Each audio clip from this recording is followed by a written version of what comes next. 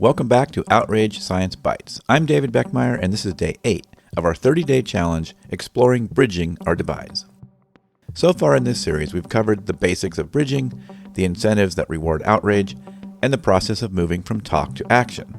But today we tackle one of the most vital and most difficult questions in this movement.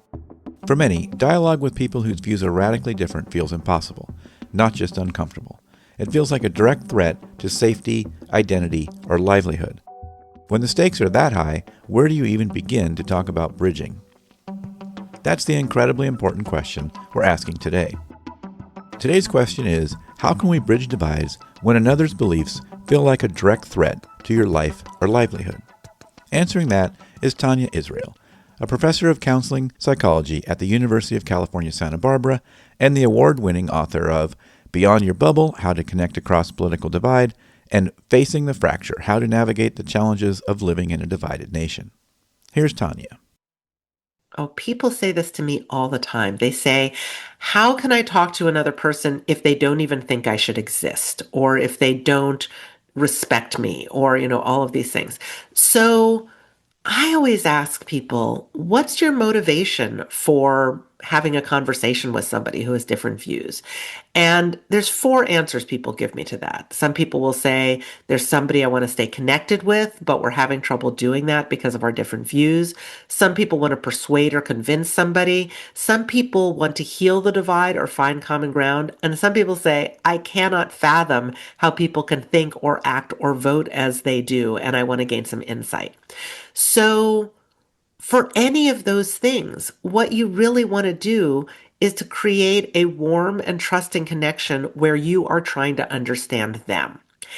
And that's the crux of it, that it's not about, coming into a situation where you are trying to give somebody all of the reasons for something, or where you are trying to, validate your existence or your livelihood with somebody. That bridging divides really has to start with an interest in and a curiosity and a respect for where somebody else is coming from, so that we can gain some insight, whether that's to strengthen the relationship or repair it, whether that's to convince somebody, because we've got to know where they're coming from if we want to convince them, or if we want to find common ground, or if we just can't understand how they can come from that perspective.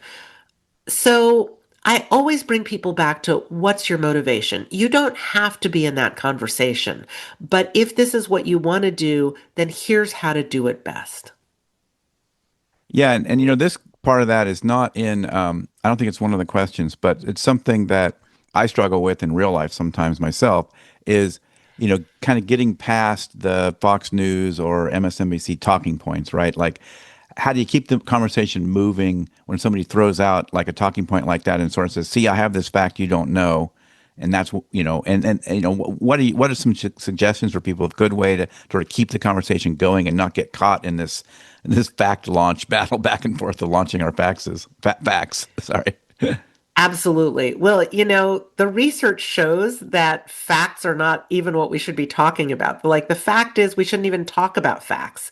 That what's much more important is meaning and values and experiences. So, the first thing that we need to do is to listen well. And the way we can do that is to give somebody uninterrupted time to speak, and then to reflect back to them what we're hearing from them. So, what we want to do on some level is just jump in and say, no, you're wrong about this and this and this, and here's why.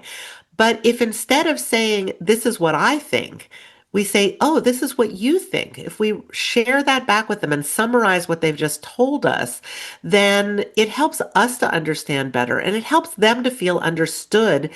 And when they feel understood, they have maybe more of an interest in understanding us. But here's the other big piece. We want to encourage them to elaborate on what they're saying, and not to elaborate on, where did you get that information? What's the source of your facts? But to elaborate on, oh, tell me about how you came to that view. Like, wow, it sounds like that's really important to you. Like, are there experiences in your life that connect to that perspective that you have?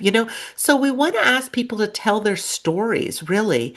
And when we're sharing, rather than a litany of facts and research and op-eds that we just read, we want to share with them also our own stories. That's all for today's episode of Outrage Science Bites. Stay curious, and until next time, I'm David Beckmeyer. Thanks for listening. If you enjoy these Science Bites episodes, you may enjoy the long-form Outrage Overload podcast at outrageoverload.net.